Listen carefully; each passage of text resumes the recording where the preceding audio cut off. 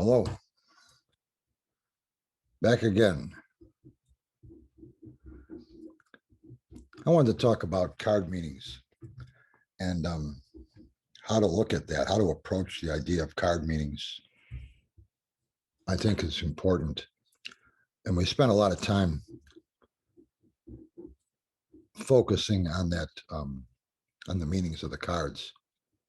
And to me, I've used this analogy before, but I'm going to use it again. To me, it's like if you're learning how to play chess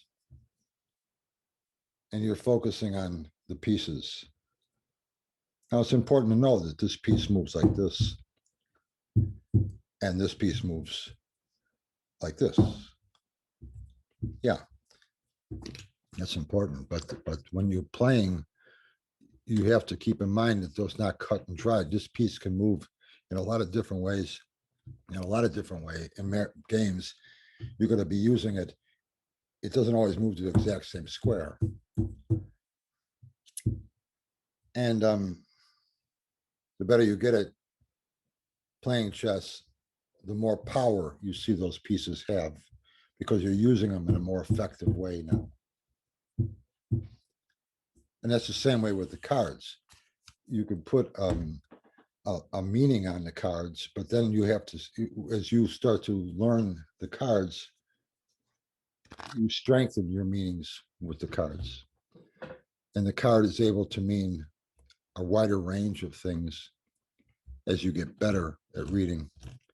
Just like playing a queen in a chess game will be more effective to somebody who's more familiar with the game than somebody who isn't, or any of the pieces. So the better you get at chess, the more power those pieces have because you play them a certain way that's more effective. The better you get at tarot, the more power these cards have, the more range they have as you advance with your readings. And that's a good way, I think, to put it.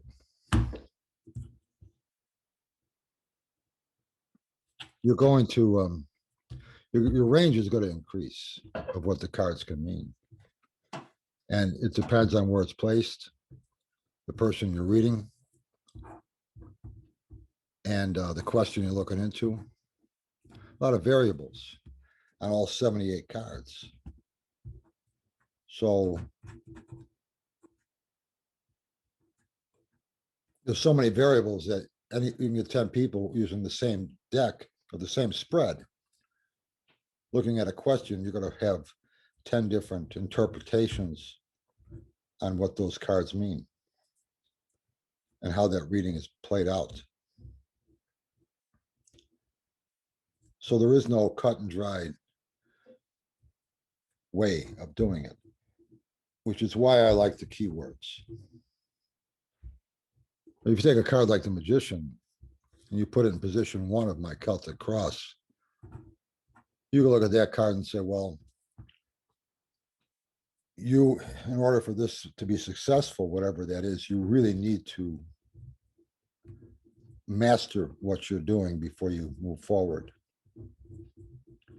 in order for this to be a success. You could also look at that and say, you have a lot going for you with this situation because your experience is very, very strong here.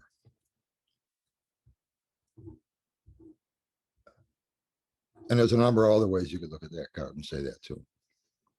You can look at that card and say it's a person. So it all depends on what you're reading here and what the other cards are involved with it. So there's a lot there's a lot there that can shift things, but there's also, but then I don't want to make it sound like this is overwhelming. It's not overwhelming. These things are going to just come to you. And again, that's why I think keyword meanings are so useful. It makes it a lot easier to make the card fit into the reading, into that position. with keywords.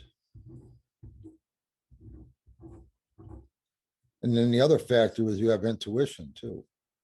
And intuition is in there.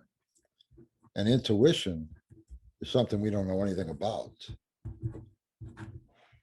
And sometimes a tarot reading can spark intuition. But intuition is something totally different than a tarot reading. Cards don't have, so as far as I'm concerned, these cards don't have some special power to them. But used the way we use them, it opens up a lot of ideas to your questions you're looking into. And intuition plays a role in that too, because of the way they're used. You're opening up to intuition. You're setting a situation where intuition can come to you. Intuitive ideas. You have a person sitting across from you. You're going to feel something about this person. You have a specific question this person's asking about. You're going to start to feel these things. And you're feeling them not because of the cards, as far as I'm concerned, anyway. You're feeling them because of the situation you put yourself in, allowing yourself to feel these things.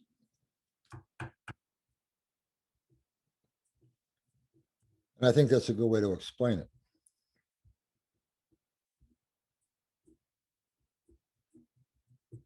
So yeah, these cards can have a wide range of meaning. And the more you use them, the more power they get as you develop your ability with these cards. Their range is going to increase and what they can mean. And you're gonna find ways to play those cards like you play a chess piece. Some will be good moves, and some might not.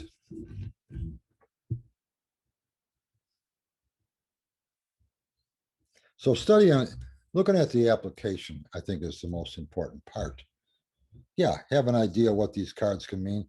You don't even have to be able to put it in words as much as you have to be able to feel what the card means. And I think the mapped out keywords that I put out there allows you to get a feeling of what that card can mean. And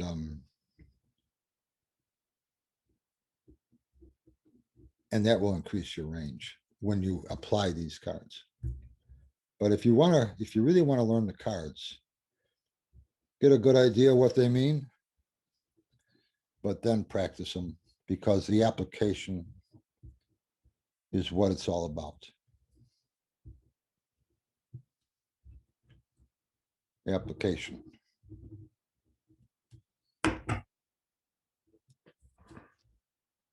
And when intuition comes into it, great. But some of your readings won't be there. Some of them they will. And that's okay.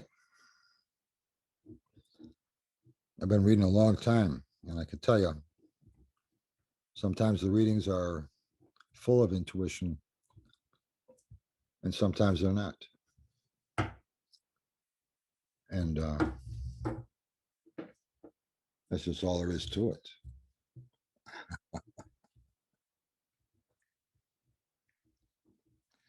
So study the application.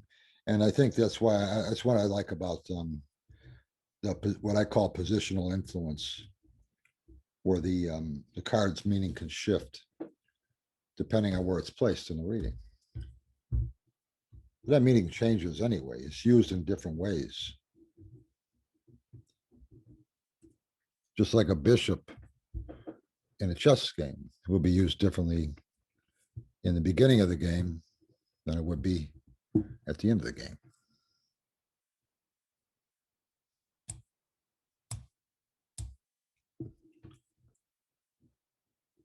So the application, I think that's why I also say I think it's good to have one card spread that you get to know like the back of your hand. I like my Celtic cross. It's the only spread the only spread I use when I do readings face to face. And I've used my Celtic cross for professionally for over 20 years, almost 30. And it's always worked well. But it's not the only spread that'll work well. There's other spreads out there too. But I'd say it's good for you to find one that you use all the time and just get to know like the back of your hand.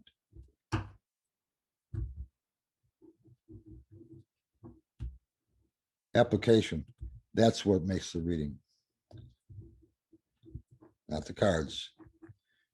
Doesn't make any difference what deck you're using. It's the way they're used.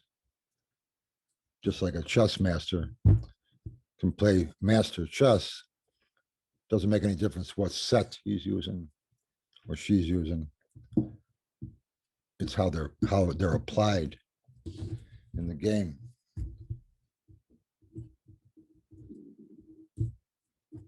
So the application. That's what's important.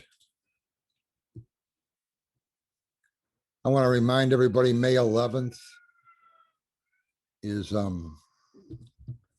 next Tarot Zoom meeting.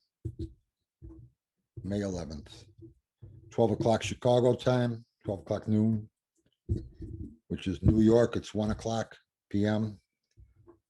Los Angeles is 10 o'clock a.m. London, it's 6 o'clock p.m. And all are welcome. Go to tarotmaps.com and go to the tarot gatherings in the menu. And you can just click right into it. All are welcome. And we just sit around and talk about cards. And it's a good time. So I hope I see you there. And keep throwing cards. We'll talk soon.